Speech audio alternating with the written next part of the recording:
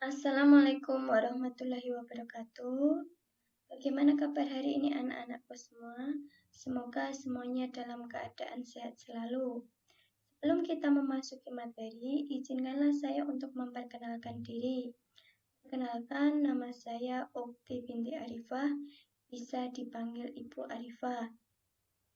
Di sini saya mengampu mata pelajaran PPKN. Nah, pada kesempatan hari ini kita akan mempelajari tentang sistem pembagian kekuasaan negara khusus kelas 10. Tujuan pembelajarannya adalah siswa diharapkan dapat menjelaskan sistem pembagian kekuasaan negara.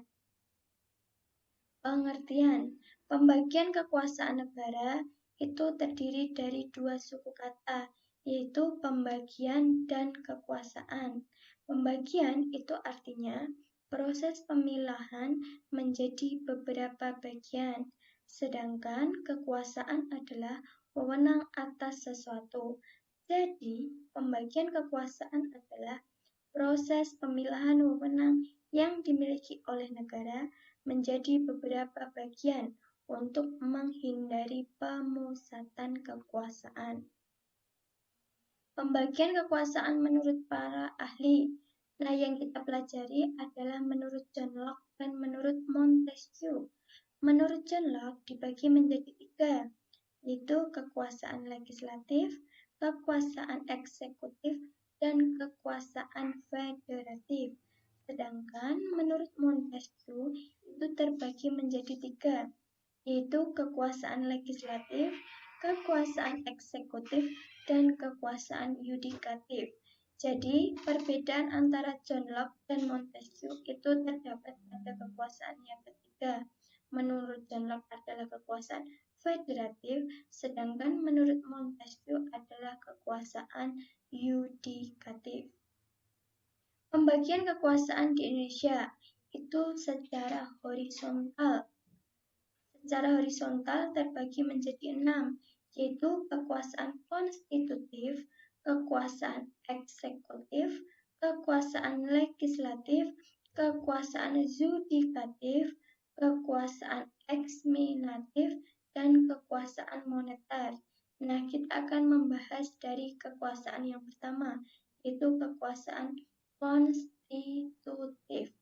Kekuasaan konstitutif merupakan kekuasaan yang merubah dan menetapkan UUD 1945.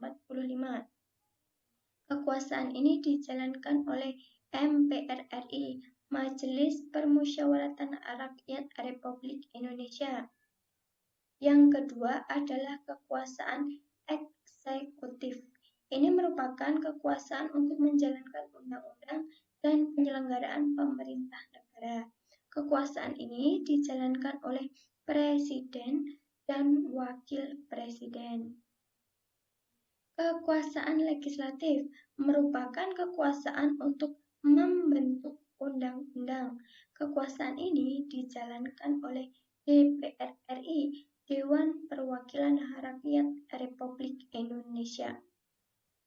Kemudian selanjutnya adalah kekuasaan yudikatif. Kekuasaan ini dapat disebut kekuasaan kehakiman, merupakan kekuasaan yang menyelenggarakan peradilan guna menegakkan hukum dan keadilan.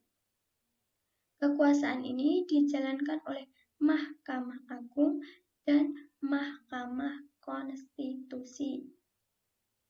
Kekuasaan moneter merupakan kekuasaan untuk menetapkan dan melaksanakan kebijakan moneter.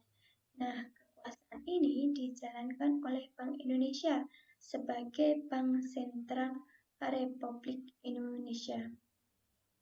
Kemudian secara vertikal itu kekuasaan dari atas ke kekuasaan yang di bawahnya, merupakan pembagian kekuasaan menurut tingkatnya, yaitu antara pemerintah pusat dengan pemerintah daerah.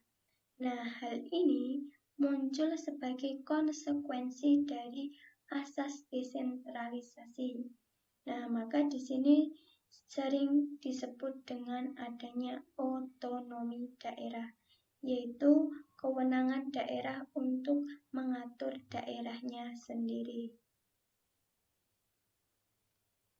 Nah, sekian pembelajaran pada hari ini. Semoga kalian dapat memahami materi yang sudah saya berikan. Kemudian sebagai tugasnya, tolong dicatat dan dipelajari materi yang sudah saya berikan. Sekian, terima kasih. Wassalamualaikum warahmatullahi wabarakatuh.